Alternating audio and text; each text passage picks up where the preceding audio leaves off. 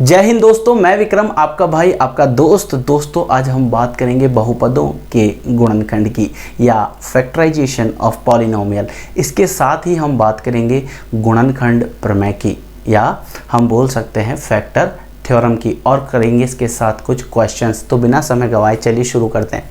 सबसे पहले से समझने की कोशिश करते हैं कि गुणनखंड होता क्या है। मान लीजिए आपके पास एक बहुत बड़ा सा पत्थर है, बहुत बड़ा सा पत्थर, और इस पत्थर के ये ऐसा आपके पास एक बहुत बड़ा सा पत्थर है। इस पत्थर के आपने छोटे छोटे छोटे छोटे छोटे छोटे टुकड़े कर दिए। कैसे? छोटे छोटे छोटे छोटे छोटे टुकड़े कर दिए। तो ये टुकड़े कुछ इस तरह से हो जाएंगे। ये एक टुकड़ा ये पड़ा, एक टुकड़ा ये रहा, एक टुकड़ा ये रहा, एक टुकड़ा ये रहा, ऐसा ऐसा ऐसा है। और अब आपने क्या किया, यहाँ लिखा 15, और इसमें किस किस का डिवाइड जाता है वो लिख दिया। 1 का, और किसका जाता है 3 का और 5 का। एक 15 भी होता है पर 15 को हम काउंट नहीं करेंगे क्योंकि वो पूरा का पूरा है। ठीक है, यहाँ पर अब आप एक बात ध्यान देखो, ये जो छोटे छोटे टुकड़े हैं ये क्या है? ये इस बड़े पत्थर का एक हिस्सा हैं, एक भाग हैं। ये छोटे टुकड़े इस बड़े पत्थर का एक हिस्सा हैं, एक भाग हैं। तो यहाँ पर हम क्या बोलेंगे, इस 15 में जिन संख्याओं का भाग जाता है, अब देखिए पूरा भाग जाता है, शेषफल 0 प्राप्त होना चाहिए, शेषफल 0 प्राप्त होना चाहिए। देखिए अगर मैं 15 में 1 का भाग देता हूँ, 15 बार जाएगा, शेषफल 0 प्राप्त हुआ। 15 में 3 का भाग देता हूँ तो 5 बार जाएगा, 15 0 प्राप्त हुआ। 15 में 5 का भाग देता हूँ, 3 बार जाएगा, 15 0 प्राप्त हुआ। और 15 में 15 का भाग दोगे तो 1 बार जाएगा। तो हम क्या कह सकते हैं, ये छोटे छोटे टुकड़े क्या थे, यानी कि उसी का एक खंड, खंड मतलब एक भाग, उसी का एक भाग था। अब गुणनखंड मतलब गुणा के रूप में उसका भाग, समझ में आया? तो गुणनखंड क्या हो गया, जो गुणा के रूप में हो। या हम क्या कह सकते हैं कि इसी में वह संख्या जिसमें किसी संख्या का भाग देने पर अगर शेषफल प्राप्त हो जाता है, 0 प्राप्त होता है, तो हम बोलेंगे कि वो उसका एक गुणनखंड है। इसे और अच्छे से समझेंगे। देखिए अब इसे समझने के लिए हमने लास्ट वीडियो के अंदर भी थोड़ा बहुत पढ़ा था, शेषफल प्रमेय भी पढ़ी थी। तो यहाँ पर देखिए ये px है और ये gx है। अब हमें इसका पता लगाना है कि क्या ये इसका गुणनखंड है। गुणनखंड के लिए हमें क्या प्राप्त कर लेते हैं, हम शेषफल थ्योरम लगा लेते हैं, शेषफल प्रमेय लगा लेते हैं, रिमाइंडर थ्योरम लगा लेते हैं, जिससे आपका कंसेप्ट क्लियर हो जाएगा। तो यहाँ से अगर हम शून्यांक निकालें, जीरोज़ की अगर हम बात करें, यहाँ से अगर हम जीरोज़ निकालें तो x बराबर कितना आ जाएगा, -1। अगर -1 को मैं इसमें रख देता हूँ और 0 प्राप्त हो जाता है तो मैं कह सकता हूँ कि ये इसका एक गुणनखंड है। तो हमने क्या किया, p -1 बराबर -1 की घात 3 प्लस 1, -1 की घात 3 -1 होता है, और ये +1 एज इट इज़ आ गया तो ये बन गया 0। तो आप क्या कह सकते हो कि ये इसका एक गुणनखंड है, ये इसी का एक भाग है। समझ में आ रहा है अच्छे से एकदम? चलिए अब हम बात करेंगे गुणनखंड प्रमेय की। गुणनखंड प्रमेय क्या कहती है, यदि px जो कि एक बहुपद है n घात वाला, अब घात n जो है वो उसका मान 1 या उससे ज़्यादा होगा, या तो 1 होगा या उससे ज़्यादा होगा वाला एक बहुपद हो, और a कोई एक वास्तविक संख्या है, a कोई एक वास्तविक संख्या हो, तो x माइनस a px का एक गुणनखंड होता है। और pa बराबर कितना प्राप्त होना चाहिए, 0। अब देखो ये x माइनस a था ना, तो यहाँ से इसके शून्यांक कैसे निकालोगे, इसको 0 के बराबर रख दो, तो x बराबर कितना आया, a। अगर x बराबर a आप यहाँ रखते हो, x की जगह a रखते हो और 0 प्राप्त होता है, तो आप कह सकते हो कि वो उसका एक गुणनखंड है। इसी तरह देखो p, अब ये उल्टा है, ये बिल्कुल उल्टा हो गया। कैसे? अगर मैं 15 में 3 का भाग दूं और 0 प्राप्त हो जाता है तो मैं कह सकता हूं कि 3 उसका एक गुणनखंड है। सिंपल सी बात, वापस सुनो, अगर मैं 15 में 3 का भाग देता हूं और अगर मुझे शेषफल 0 प्राप्त होता है तो मैं कह सकता हूं कि 3 उसका एक गुणनखंड है। अब इसी को उल्टा बोल दो, यदि 3 गुणनखंड होगा 15 का तो शेषफल जो है वो 0 प्राप्त होगा। क्लियर? उल्टा उल्टा बोला गया है, मतलब एक बार यहाँ से इधर जाना है, एक बार यहाँ से इधर जाना है, यानी उसी का एक विलोम है। तो आप ये देखो, ये भी इसने क्या कहा कि यदि pa बराबर 0 होता है, कब? यदि x माइनस a px का एक गुणनखंड हो। आइए दोस्तों बात करते हैं एक उदाहरण की, इसे समझने की कोशिश करते हैं। जांच कीजिए x + 2 बहुपदों इसमें और इसमें इसका एक गुणनखंड है। ये इस तरह से समझिए कि 3 जो है 15 का एक गुणनखंड है, ये आपको बताना है। क्या करके बताओगे? भाग देके। लेकिन यहाँ पर हम भाग देंगे तो लंबा प्रोसेस हो जाएगा। अगर हमें शेषफल 0 प्राप्त होता है तो हम डायरेक्ट बोल सकते हैं कि ये इसका एक गुणनखंड है। लेकिन यहाँ पर क्वेश्चन 2 है, ध्यान रखना। तो यहाँ पर px तो आपको क्या दे रखा है? px आपको दे रखा है ये पूरा, इसमें जिसमें भाग देना उसको हम px मान रहे हैं, ठीक है। 3x square plus 5x plus 6 और gx आपके पास क्या है? x plus 2। अब इसका शून्यांक की बात करें, अगर इसके हम शून्यांक की बात करें तो किस तरह से निकालते हैं? सिंपल सा, x प्लस 2 बराबर 0, तो x बराबर -2। अब इस -2 को px में रख दो। अगर शेषफल 0 प्राप्त हो जाता है तो आप बोल दोगे कि ये इसका एक गुणनखंड है। तो ये देखो, माइनस की घात 3 है तो माइनस रहेगा, 2 की घात 3 है तो 8 हो गया, प्लस 3 माइनस की घात 2 है प्लस हो जाएगा, 2 की घात 2 है 4 हो जाएगा, 5 दूना 10 प्लस 6। तो यहाँ आप देख सकते हो 4 तिया 12 यानी -8 प्लस 12 -10 प्लस 6, 12 और 6 18 प्लस का, 10 और 8 18 माइनस का, तो -18 और प्लस 18 मिलके बन जाएगा 0। अतः आप क्या कह सकते हो कि x प्लस 2, अतः x प्लस 2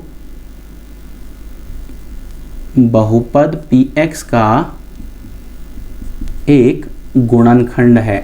क्लियर? क्योंकि यहाँ पर आपको शेषफल का कितना प्राप्त हुआ? 0। अच्छे से क्लियर हो गया। अब ध्यान से देखिए, इसके साथ साथ एक चीज़ और देखते हैं। एक क्वेश्चन और दिया है कि क्यों 2x प्लस 4 का भी गुणनखंड होना चाहिए या गुणनखंड है या नहीं, आपको बताना है। तो किस तरह से बताएंगे? सेम प्रोसेस जो इसमें अप्लाई किया, इसको हम qx मान लेते हैं, qx बराबर मान लेते हैं 2x प्लस 4। वही सेम इसी से चेक करना है आपको, x प्लस 2 से। तो gx बराबर x प्लस 2 है अगर आपके पास, तो इसका शून्यांक कितना हो जाएगा? जो यहाँ पर है वही यहाँ पर होगा। शून्यांक कितना हो जाएगा? -2। समझ में आया?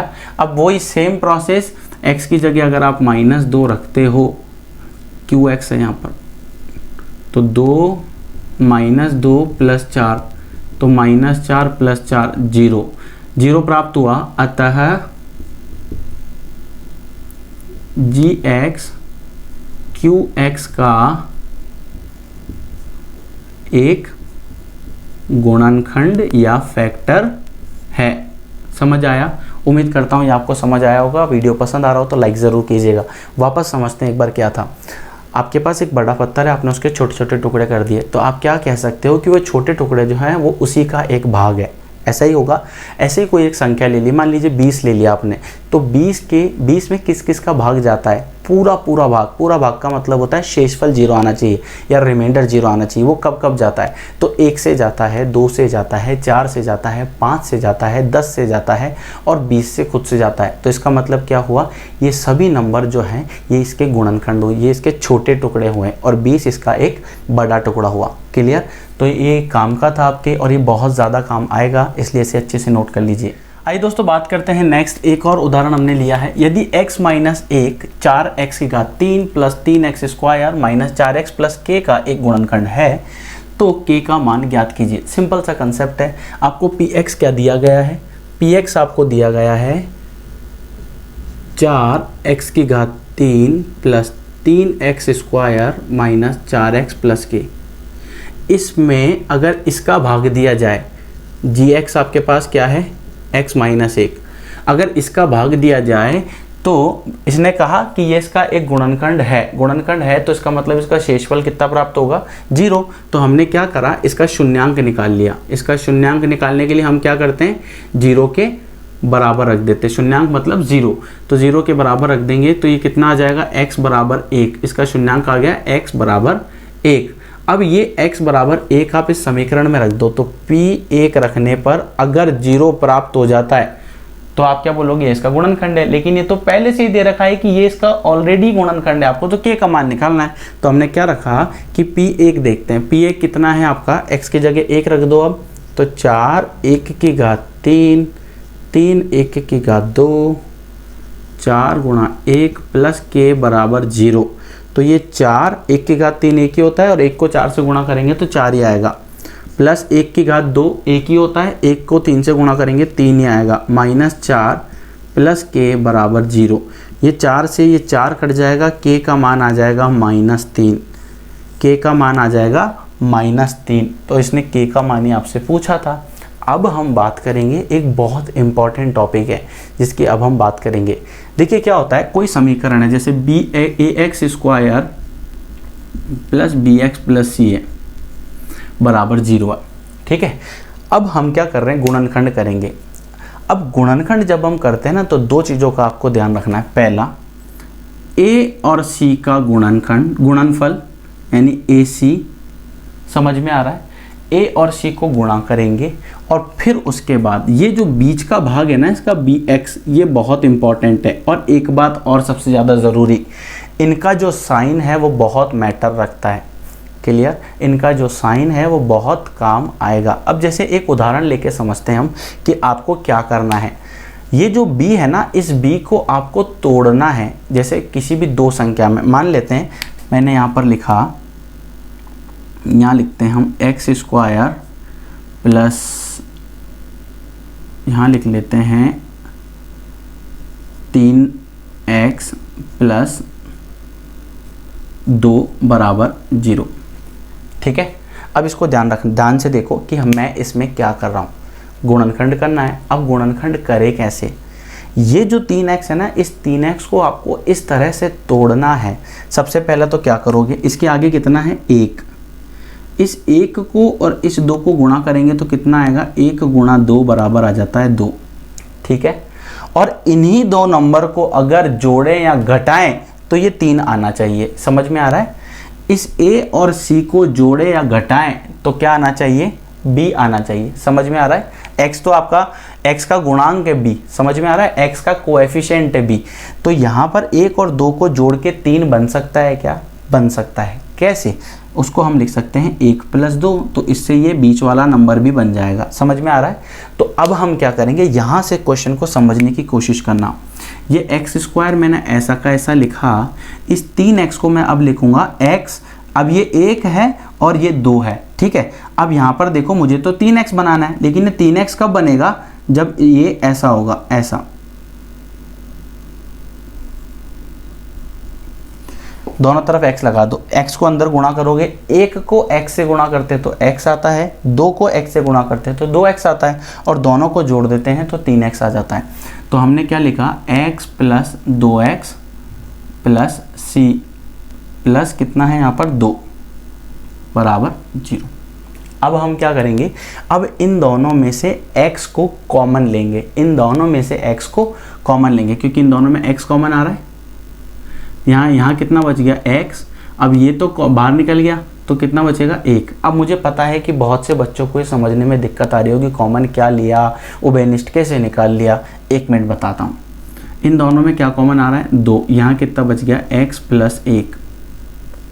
इस पूरे में से क्या कॉमन आ रहा है x प्लस 1, और ये बच जाएगा x प्लस 2 बराबर 0। तो यहाँ से x के 2 मान निकल जाएंगे।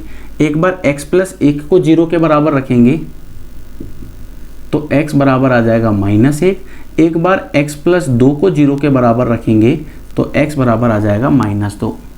समझ आ रहा है। अब इसको समझो कि मैंने क्या किया। कॉमन लेने का मतलब होता है कि उस संख्या को उसमें से बाहर निकालना। अब बाहर कैसे निकालते हैं वो देखो, इसे आप नोट कर लीजिए या मैं यहाँ कर देता हूँ। देखो x² प्लस x है, ठीक है, मुझे कॉमन लेना है। इसको भी हटाने से पहले, इसके पहले नंबर समझते हैं अपन। जैसे मैंने यहाँ लिखा 4 और यहाँ लिखा मैंने 2, क्या मैं इसमें से 2 कॉमन ले सकता हूँ? ले सकता हूँ। कॉमन लेने का मतलब होता है इस 2 को अगर मैं बाहर निकाल देता हूँ तो इसका मतलब है कि इसमें भी 2 का भाग लगा दो और इसमें भी 2 का भाग लगा दो, तो 2 दूना 4, ये कट जाएगा एक बार, तो ये बन जाएगा 2 प्लस 1। अगर आप इनको जोड़ के वापस हल करोगे ना तो यही समीकरण बनेगा। देखो 4 और 2 कितने होते हैं? 6। ये 2 कॉमन निकाला, 2 और 1 कितना हुआ? 3, 3 दूना कितना हुआ? 6। अब यही चीज़ ये इसका ना देकर x में पूछ ले तो कोई ज़्यादा टेंशन वाली बात नहीं है। अगर ये ऐसा ना देकर इसमें पूछ लिया इसने कि x² प्लस x में कॉमन निकालो, तो x इसमें देखो, इसमें भी x है, इसमें भी x है, तो मैं x कॉमन निकाल लिया। कॉमन निकालने का मतलब इसी का भाग लगा दो, तो इसके ये कट जाएगा, इससे ये कट जाएगा एक बार, तो ये बच जाएगा x प्लस 1। जब आप वापस गुणा करोगे ना अंदर, तो देखो ऊपर वाली समीकरण बन रही, x को x से किया x स्क्वायर, x को 1 से किया x आ गया। कॉमन का मतलब क्या होता है, उस संख्या का भाग ले लो। अब क्या होता है, बहुत से बच्चों से जब मैं पूछता हूँ, बड़े बच्चों से भी अगर मैं पूछता हूँ, 12वीं क्लास वाले बच्चों से, कि अगर हम a और b में से a कॉमन निकाल रहे हैं तो क्या कॉमन आ सकता है, या इसको मैं थोड़ा सा और आसान बनाऊँ, तो देखिए यहाँ पर आपके पास है 5 और यहाँ अपन ले लेते हैं 13, इसमें से मुझे 5 कॉमन लेना है। आ सकता है क्या, आ सकता है। कैसे, 5 को बाहर निकालो और 5 का भाग लगा दो दोनों में, बस। इसको हल थोड़ी करना है, बस इतना ही छोड़ना है। तो ये बन जाएगा 5, 1 प्लस 13/5। जब आप इसको वापस गुणा करोगे ना, तो ऊपर वाली समीकरण ही बनेगी। देखो 5 को 1 से किया 5, फिर इसको किया तो 5 गुणा 13/5, 5 से 5 कट जाएगा तो 5 प्लस 13 आ गया। समझ में आ रहा है। तो यहाँ पर आपको ये चीज़ बहुत ध्यान से करनी है। जब आप ये बहुत अच्छे से प्रैक्टिस करना सीख जाओगे, जब आप इन क्वेश्चंस को बहुत अच्छे से ओरली करना सीख जाओगे, तो मैं आपको लास्ट में एक टिप दूंगा कि इस क्वेश्चन को 1 सेकंड में कैसे करते हैं। ये आपको मैं इस पूरे चैप्टर के लास्ट के अंदर बताऊंगा कि इस टाइप के क्वेश्चंस को 1 सेकंड में कैसे करना है। 1 second, last max to max आपको 5 सेकंड लगेंगे और कम से कम आपको 1 सेकंड लगेंगे। देखते आप आंसर बता दोगे। तो इसको एक बार नोट कर लीजिए, ये बहुत ज़्यादा इंपॉर्टेंट है और आपके एग्जाम के पॉइंट ऑफ व्यू से भी इंपॉर्टेंट है। देखिए दोस्तों, हम जिसकी बात कर रहे थे उसे हम बोलते हैं मध्य पद को विभक्त करना, या हम बोलते हैं middle term splitting method. Middle term splitting method. अब देखिए इसमें करना क्या होता है, वही सेम नंबर है। देखो ये, इसको थोड़ा सा मैं इसको समझाने के लिए ऐसा कर देता हूँ, ax square plus bx plus c, इसका और इसका गुणा, और यहाँ पर हम क्या करते हैं, जैसे a और c का गुणा कर दिया। अब a और c को गुणा करने पर मान लीजिए आपको कुछ प्राप्त हुआ, कुछ भी प्राप्त हुआ, तो वो a और c का योग होना चाहिए या घटाव होना चाहिए, या दोनों माइनस के होने चाहिए, या एक प्लस का एक माइनस का होना चाहिए।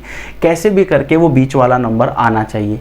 अगर नहीं आता है तो क्या होगा, तब हम फिर श्रीधराचार्य फॉर्मूला लगाते हैं। समझ में आया। अब इसको समझना थोड़ा सा। देखिए इसको और इसको गुणा किया तो 6 पंजे 30। अब हम क्या करेंगे, इस 30 के गुणनखंड करेंगे, इस 30 के गुणनखंड करेंगे। जैसे क्या क्या 30 कैसे कैसे प्राप्त होता है, 1 गुणा 30 प्राप्त होता है, 2 गुणा 15 30 प्राप्त होता है, 3 गुणा 3 गुणा 10 30 प्राप्त होता है, 4 से नहीं प्राप्त होगा, 5 छंग 30, फिर उसके बाद उल्टा कर दो, 6 पंजे 30, फिर उसके बाद तो जाएगा नहीं, डायरेक्ट आपके पास ये टर्म्स है। अब मुझे यहाँ पर ऐसा नंबर ढूंढ के देखो जिनको जोड़ें या घटाएं तो आपको 17 प्राप्त हो जाना चाहिए, धनात्मक 17 यानी प्लस का 17। तो यहाँ पर आप देख सकते हो कि ये जो नंबर है ऐसा 15 और 2 को अगर जोड़ दिया जाए तो 17 प्राप्त हो जाता है। 15 और 2 को जोड़ने पर 17 प्राप्त हो जाता है। तो हम क्या करेंगे, इस 17 को हम लिख सकते हैं ऐसे 15 प्लस 2। अगर ये 17x है तो हम इसको लिख देंगे 15x प्लस 2x। x को हम मान लेते हैं, चलो मान लीजिए आपने मान लिया पेन मान लिया, तो 17 पेन बराबर 15 पेन प्लस 2 पेन बराबर 17 पेन हो जाते हैं। समझ में आया। अब हम इस 17 की जगह क्या लिखेंगे, 15x प्लस 2x। ठीक, तो यहाँ पर देखिए एक एक चीज़ आपको इतनी क्लियर होनी चाहिए कि बाद में प्रॉब्लम ना आए। तो ये 6x स्क्वायर मैंने एज इट इज़ लिखा और इस 17x की जगह मैंने लिख दिया 15x प्लस 2x। अब बहुत से बच्चों के मन में ये चल रहा होगा, सर आपने तो ऐसा लिख दिया है ना, और अगर हम 2x प्लस 15x लिख देंगे तो क्या होगा, कोई फ़र्क नहीं पड़ेगा, आपका आंसर गलत नहीं आएगा। ठीक है, अगर आप इसको उल्टा भी लिख देते हो ना तो भी गलत नहीं होगा। क्लियर।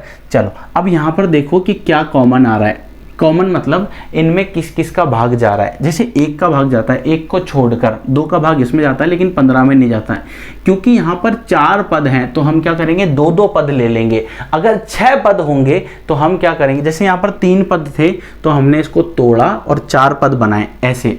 अब हमने क्या किया, ये वाला जो बीच वाला भाग है ना, इनका योग 17 बन रहा है, तो अब हम क्या करेंगे, 2 के पद ले लिए। अब इसमें 2 का भाग जाता है लेकिन इसमें नहीं जाता।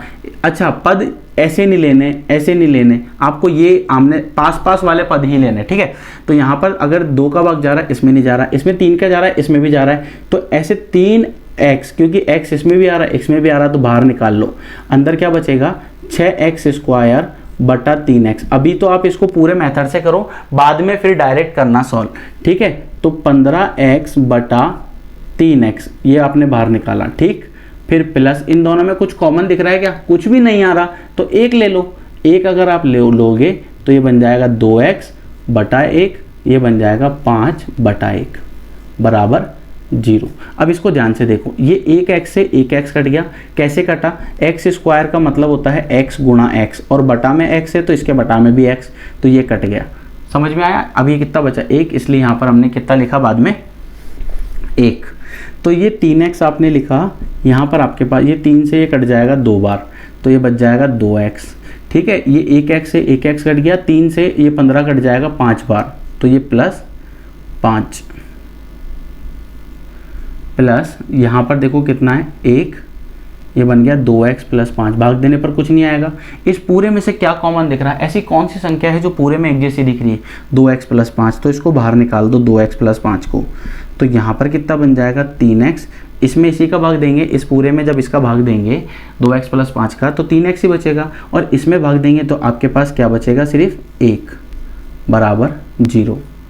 समझ में आ रहा है? तो यहाँ पर ये दोनों जो है ये दोनों इसके गुणनखंड है, समझ आ रहा है? ये दोनों इसके गुणनखंड है, मतलब अगर 2x प्लस 5 जो है वो इस पूरे का इसका गुणनखंड है। अब कैसे पता लगाएगा गुणनखंड है? अगर मैं यहाँ से x का मान निकाल कर इसमें रखता हूँ तो शेषफल मुझे 0 प्राप्त होगा।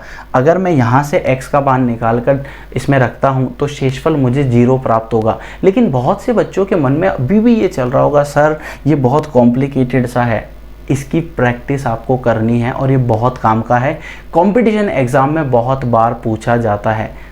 आपकी क्लास में तो आता ही है, लेकिन अगर आप सरकारी नौकरी की तैयारी कर रहे हो तो ये आपके लिए रामबाण औषधि है, इसलिए अच्छे से कर लीजिएगा।